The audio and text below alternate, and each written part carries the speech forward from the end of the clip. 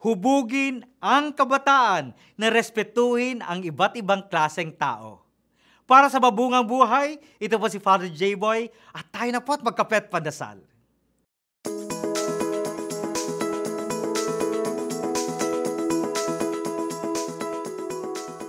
Mayroon pa akong kwento.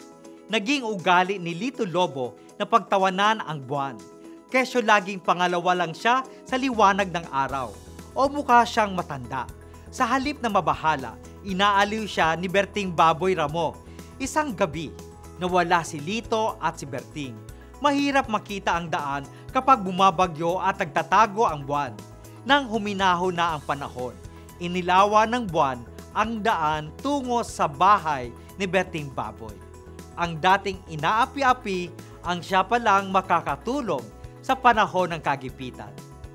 Mahalagang iwasan ang anumang uri ng bullying kahit dinadaanan ito sa biro at tawanan.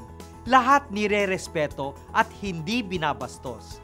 Ayon sa McCann-Erickson Youth Survey, 91% ng mga kabataang Pilipino ang sumang-ayon sa pagiging inclusive at welcoming. Para sa kanila, equality is non-negotiable. Pantay-pantay ang lahat. Hindi na issue sa mga kabataan ang mga kapatid nating kabilang sa LGBTQIA++, kasama ang kanilang napupusuan. Hindi na issue sa kabataan ang paghahalo ng lahi. Ang mundo ng Generation Z ay tunay ngang halo-halo, makulay at iba-iba.